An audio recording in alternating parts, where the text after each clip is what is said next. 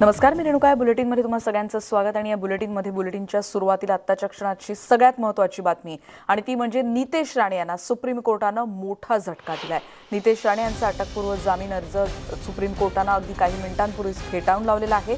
आणि यापुढे म्हणजे 2 आठवड्यात आत्मसमर्पण करण्याचे निर्देशही त्यांना देण्यात आलेत. संतोष परब हल्ल्याप्रकरणी आमदार नितेश राणे यांनी सिंधुदुर्ग जिल्हा न्यायालय आणि उच्च न्यायालयानं अटकपूर्व जामीन अर्ज याआधी फेटाळलेला होता. त्यामुळे ते सुप्रीम कोर्टात गेले होते आणि आता सुप्रीम कोर्टामध्ये त्यांचा जो अर्ज दाखल केला होता त्याच्यावर काही वेळापूर्वी सुनावणी झाली आणि सुप्रीम कोर्टानं देखील त्यांना दिलासा दिलेला नाही. आणि त्यामुळे आता नितेश राणे यांच्या अडचणी चांगल्याच वाढलेल्या आहेत. त्यामुळे येणारे 10 दिवस त्यांच्या दृष्टीने अत्यंत महत्त्वाचे आहेत, कारण त्यांना येत्या काही दिवसामध्ये आत्मसमर्पण करण्याचे आदेशच आता सुप्रीम कोर्टानं दिलेले आहेत.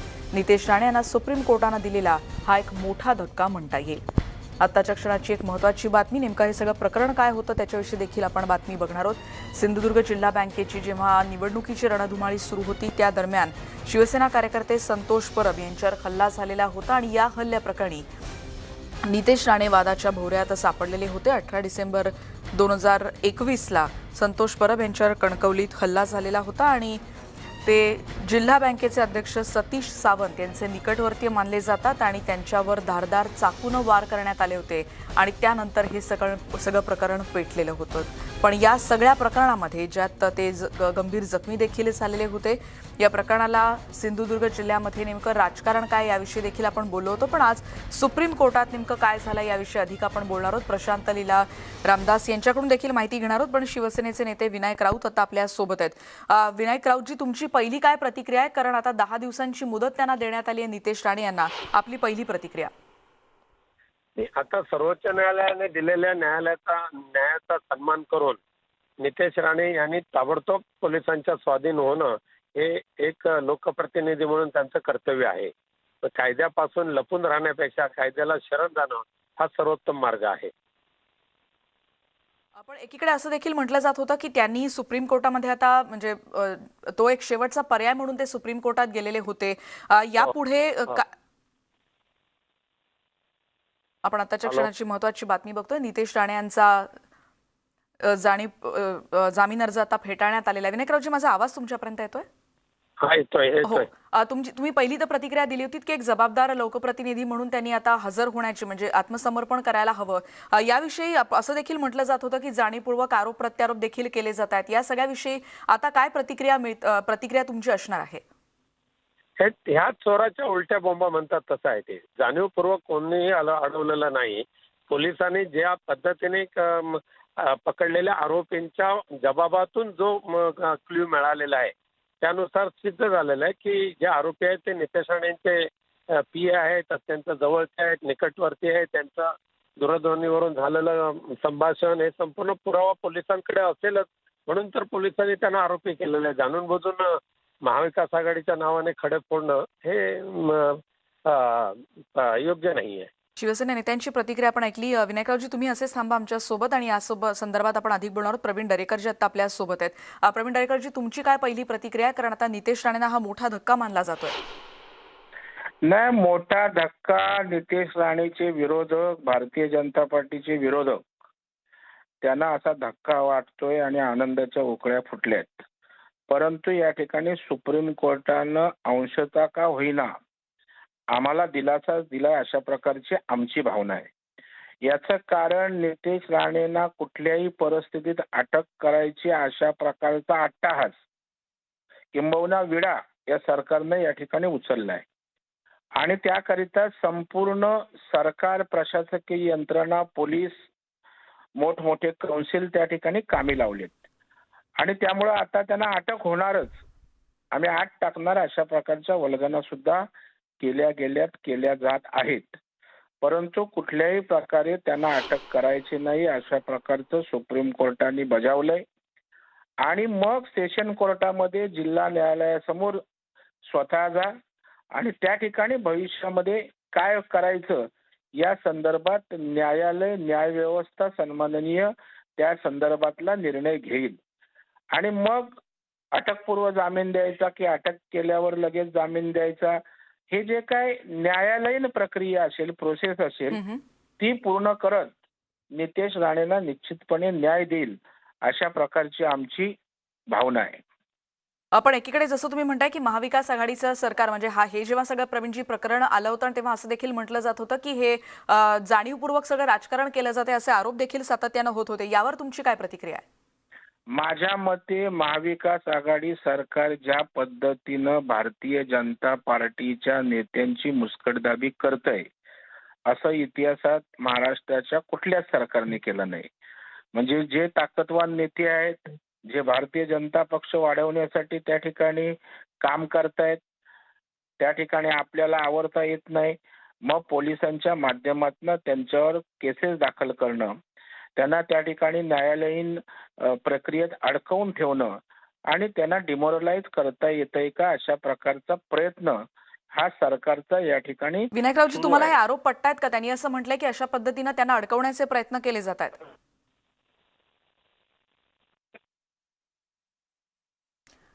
विनायकरावजी, माझा आवाज तुमच्यापर्यंत येतोय? त्यांचा आवाज आता आपल्यापर्यंत पोहोचू शकत नाहीये, पण आपण प्रवीण दरेकर यांनी केलेले हे गंभीर आरोप आहेत आणि महाविकास आघाडी सरकारनं अशा पद्धतीनं जे पक्षाची वाढ करण्याकरता किंवा जे पक्षाच्या कामासाठी बाहेर जात आहेत त्यांना अशा पद्धतीनं अडकवण्याचा एक प्रकारे हा प्रयत्न आहे का असा मुद्दा देखील आता भाजपच्या नेत्यांनी आता उपस्थित केलेला आहे. दरम्यान आता क्षणाची महत्त्वाची बातमी, 2 आठवड्यात त्यांना आत्मसमर्पण करण्याचे आदेश देण्यात आलेले आहेत. राणेंनी सुप्रीम कोर्टाचं दार ठोठावलं होतं, पण त्यांना तिथे देखील आता निलासा मिळू शकलेला नाही, हेच आता यावरून स्पष्ट होतं आहे. त्यामुळे आताच्या ची महत्त्वाची बातमी. आता ज्याचा उल्लेख प्रवीण दरेकरजी यांनी केला तो महत्त्वाचा मुद्दा अशासाठी कारण सुप्रीम कोर्टानं त्यांना अटकेपासून म्हणजे आमदार नितेश राणे यांना 10 दिवसांचं संरक्षण दिलेलं आहे आणि सिंधुदुर्ग जिल्ह्यात गेल्या महिन्यात दाखल झालेल्या हत्येचा प्रयत्न केल्याप्रकरणी आता त्यांना ट्रायल कोर्टासमोर शरण जाण्याचे आणि नियमित जामीन घेण्याचे निर्देश देखील देण्यात आलेले. त्यामुळे आताच्या क्षणाची ही महत्त्वाची बातमी. त्यांना शरण यायला 10 दिवसांची मुदत देण्यात आलेली आहे. आणि या संदर्भात आपण आणखीन प्रतिक्रिया घेणार आहोत. नितेश राणे यांचे वकील संग्राम देसाई आता आपल्या सोबत आहेत. संग्राम देसाई, आम्हाला सविस्तर सांगू शकाल का की कोर्टात आज नेमकं काय काय झालं? नितेश राणे यांचा जो अटकपूर्व जामीन होता ऑनरेबल सुप्रीम कोर्टमध्ये तो हिअरिंगला होता. दोन्ही बाजूचं म्हणणं ऐकून घेतल्यानंतर कोर्टाने फायनली ऑर्डर अशी पास केलेली आहे की नितेश राणे यांनी सेशन्स कोर्ट समोर, लोअर कोर्ट समोर सरेंडर व्हायचं आहे आणि त्यांनी रेग्युलर जामीन अर्ज करायचा आहे आणि तो सेशन्स कोर्टने डिसाईड करायचा आहे. त्याकरता त्यांना 10 दिवसाची वेळ देण्यात आलेली आहे आणि या 10 दिवसात नितेश राणे यांना अटक करायची नाही अशा प्रकारचे आदेश सुप्रीम कोर्टने पास केले. म्हणजे आधी जे म्हटलं जात होतं की त्यांना आता 10 दिवसामध्ये म्हणजे त्यांनी शरणागती किंवा आत्मसमर्पण करावं जेणेकरून ही प्रक्रिया, त्याच्याविषयी अधिक काय सविस्तर सांगू शकाल अशासाठी? कारण त्यांनी सुप्रीम कोर्टात दार ठोठावलेलं होतं पण तिथे तर त्यांना तेवढा दिलासा मिळालेला नाही, पण हा अंशतः दिलासा म्हणायचा का? डेफिनेटली पॉझिटिव्ह आहे असं मला वाटतं, कारण रेग्युलर बिलची कन्सिडरेशन आणि अँटिसिपेटरी बिलचे कन्सिडरेशन हे फार वेगळे असतात आणि मला वाटतं रेग्युलर बिलचे कन्सिडरेशन जर विचारात घेतले तर डेफिनेटली नितेश राणे यांना दिलासा मिळाला असं म्हणायला काहीच हरकत नाही. यापुढे म्हणजे जसं तुम्ही म्हणालात की ट्रायल कोर्टात म्हणजे स्थानिक कोर्टामध्ये त्यांना जायचं आणि त्याच्या पुढची प्रक्रिया त्यांना पार पाडायची आहे. येणाऱ्या काही दिवसांमध्ये ही सगळी न्यायालयीन प्रक्रिया नेमकी कशी असणार आहे? मला वाटतं आज किंवा उद्यामध्ये नितेश राणे यांचा जामीन अर्ज सेशन्स कोर्टमध्ये दाखल होईल. ते स्वतःहून कोर्टामध्ये हजर राहून तो अर्ज प्रेझेंट करतील आणि त्यानंतर पुढची त्याच्यावरती जशी सुनावणी होते रेग्युलर कोर्समध्ये तशी सुनावणी त्याच्यावरती होईल. यापुढे म्हणजे जसं तुम्ही म्हणालात की 10 दिवसात त्यांना शरणागती पत्करण्याचे म्हणजे समोर येण्याचे आदेश तर देण्यात आलेले आहेत. एकदा मी एक्सप्लेन करतो तुम्हाला. 10 दिवसामध्ये शरणागती जरी असेल तरी 10 दिवसाचं प्रोटेक्शन सुप्रीम कोर्टने त्यांना दिलेलं आहे. त्यामुळे ह्या 10 दिवसामध्ये त्यांना अटक डेफिनेटली करता येणार नाही. याच्यावरती सेशन्स कोर्टमध्ये सुनावणी होईल आणि सुनावणी अंती जो काही आदेश होईल तो देखील चॅलेंज करण्याचा देखील आम्हाला पूर्ण अधिकार आहे. तो अगदी गरज वाटली तर किंवा तशी गरज आलीच तर डेफिनेटली आम्ही हायकोर्टपर्यंत हा चॅलेंज करू शकतो.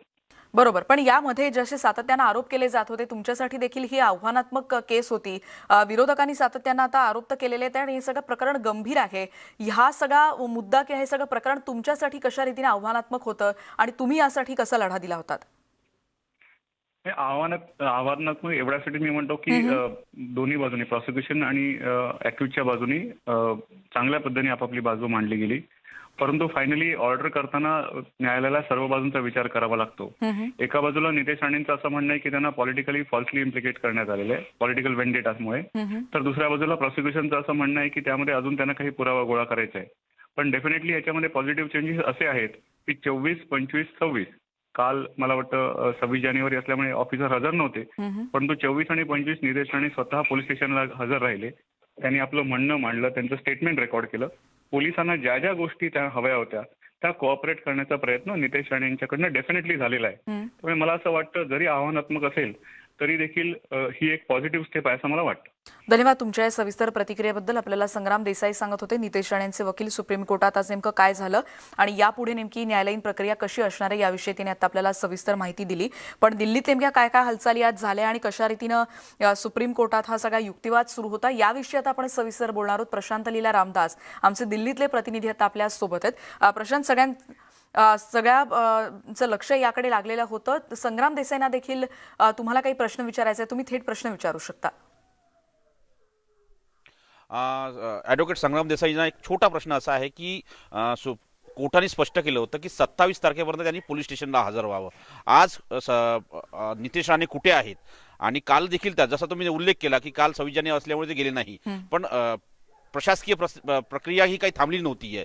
त्यामुळे आज आणि काल अशा 2 दिवस नितेश राणे कुठे हा एक मोठा प्रश्न आहे. यावर संग्राम देसाई काय बोलू शकतात? सॉरी, ही थोडंसं चुकीची इन्फॉर्मेशन आहे किंवा तुम्हाला चुकीचं समजलं असेल. मी असं म्हणालो नाही की 26 तारखेला नितेश राणे गेले नाहीत. नितेश राणे पोलीस स्टेशनला गेले होते, परंतु कन्सर्न ऑफिसर 26 जानेवारी असल्यामुळे बिझी होते, ते पोलीस स्टेशनला नव्हते. 24, 25, 26ला काल देखील ते गेले होते तिकडे आणि डेफिनेटली आज त्यांनी बोलवतं आज देखील जाऊ. ते इन्व्हेस्टिगेटिंग ऑफिसरनी त्यांना बोलवायचं आहे की तुम्ही तपासायला या. ज्या ज्यावेळी बोलवतील त्या त्यावेळी नितेश राणे स्वतःहून पोलीस स्टेशनला जाऊन हजर होऊन आपलं स्टेटमेंट देतील. नाही, पण आदेश असा होता की 27 तारखेपर्यंत त्यांना नियमित त्यांना पोलीस स्टेशनला जायचं आहे. असा आदेश होता का? नव्हता. नाही, असा कोणताही आदेश नव्हता. CRPC 91 प्रमाणे आम्हाला इन्व्हेस्टिगेटिंग ऑफिसरने एक पत्र दिलं होतं की काही माहिती लागेल, पासपोर्ट वगैरे लागेल, त्याकरता तुम्ही 24, 25, 26, 27ला आम्ही बोलवू त्याप्रमाणे हजर राहा. त्यानुसार आम्ही 3 दिवस गेलो. 4था दिवस आज आहे. डेफिनेटली आज जर त्यांनी बोलवलं तर आज देखील आम्ही तिकडे हजर राहू. धन्यवाद ॲडव्होकेट संग्राम देसाई न्यूज 18 लोकमत सोबत बोलल्याबद्दल. पण महत्त्वाचं म्हणजे जर बघितलं आपण याच्यात खास करून आज जो सुप्रीम कोर्टात सुनावणी झाली त्या सुप्रीम कोर्टात सुनावणी होताना 2 मुद्दे अतिशय महत्त्वाचे आहे की ॲडव्होकेट अभिषेक मनू सिंघवी यांनी मुद्दा मांडलाय की नितेश राणे हे सहकार्य करत नाही तपासाला, आणि दुसरं म्हणजे त्यांच्या नितेश राणेंच्या संदर्भात जी ओळख परेड झाली त्या ओळख परेडमध्ये जे अॅक्यूज होते त्या अॅक्यूजनी नितेश राणेंना ओळखलेलं आहे. त्यामुळे नितेश राणेंची चौकशी करण्याची गरज आहे असं पोलिसांचं म्हणणं होतं आणि हेच म्हणणं सुप्रीम कोर्टात ॲडव्होकेट अभिषेक मनू सिंघवी मांडलं. दुसरा मुद्दा म्हणजे मुकुल रोहतगी, ॲडव्होकेट मुकुल रोहतगी त्यांनी म्हणणं मांडलं की हा राजकीय कट आहे आणि या राजकीय कटासोबत ते विद्यमान आमदार आहे. विद्यमान आमदारांसंदर्भात ज्या पद्धतीनं राजकीय कट असल्यामुळे त्या एकीकडे महाविकास आघाडी सरकार आहे आणि दुसरीकडे हे भारतीय जनता पक्षाचे नेते आहे. असं असताना त्यांच्यावरती कुठले आरोप करून त्यांना फसवण्याचा प्रयत्न होतोय. या सगळ्या आरोपादरम्यान 2 अतिशय महत्त्वाच्या गोष्टी आहेत जो ॲडव्होकेट संग्राम देसाईंनी स्पष्ट केलं. पण महत्त्वाचं म्हणजे स्पष्ट करताना त्यांनी एक पाऊल मागे ठेवलेलं आहे. त्यांनी स्पष्ट केलं की त्यांना नितेश राणेंना कोर्टात जाऊन आपलं आत्मसमर्पण करायचं आहे आणि तिथे त्यांना अर्ज दाखल करायचा आहे सत्र न्यायालयामध्ये. यामध्ये अजून एक मुद्दा आहे, ज्या सत्र न्यायालयाने यापूर्वी जो जामीन अर्ज होता तो नाकारला होता. नितेश राणेंनी सर्वात प्रथम जामीन अर्ज घेण्यासाठी जिल्हा सत्र न्यायालयात गेले होते. त्यानंतर तो नाकारल्यामुळे ते मुंबई उच्च न्यायालयात गेले. मुंबई उच्च न्यायालयातही तो नाकारल्यामुळे ते सुप्रीम कोर्टात आले जामीन अर्ज मिळवण्यासाठी. पण इथे आता नाकारल्यामुळे आता पुन्हा त्यांना जिल्हा सत्र न्यायालयात जावं लागतील. याचा अर्थ असा होतो की जर आम्ही जे काही वकिलांसोबत जे चर्चा केली याचा अर्थ असा होतो की आता निश्चितपणे निलेश राणेंना पोलिसांच्या चौकशीला पुढे जावेच लागेल. त्यांना आता कुठे पळवाट नाहीये. हा एक अतिशय महत्त्वाचा मुद्दा. दुसरा अजून एक अतिशय महत्त्वाचा मुद्दा म्हणजे त्यांना आत्मसमर्पण करायचं आहे. 10 दिवसाचं संरक्षण पोलिसांकडून मिळालं आहे. त्यांना कुठली अटक होणार नाही आहे, पण त्यांना न्यायालयात जाऊन 10 दिवसामध्ये त्यांना आपलं आत्मसमर्पण करायचं आणि तिथे त्यांना आपली बाजू मांडायची आणि तिथे बाजू मांडल्यानंतर त्यांना जामीन अर्ज देणार आहे.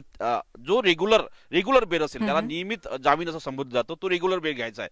आता या संदर्भात महत्त्वाचं म्हणजे जिल्हा सत्र न्यायालयाची भूमिका अतिशय महत्त्वाची आहे आणि तिथे कशा पद्धतीनं युक्तिवाद आणि प्रतिवाद होतो त्याच्या आधारावरतीच नितेश राणेंचं भवितव्य ठरणार आहे. त्यामुळे हे अतिशय मोठी असं म्हणावं लागेल की हे मोठं प्रकरण झालेलं आहे. कारण की ज्या पद्धतीने एखाद्या कार्यकर्त्याला मारहाण करण्याचे निर्देश नितेश राणे देतो असा पोलिसांचा दावा आहे आणि पोलिसांचा दावा तो खरा ठरतो का हे देखील पाहणं महत्त्वाचं ठरणार आहे. अगदी खरं आहे. प्रशांत, तुम्ही जसं म्हणतात की सुप्रीम कोर्टात तर आज हे सगळं झालं आणि त्याविषयी नेमकी तुम्ही सगळ्या मला डिटेल्स दिलेत.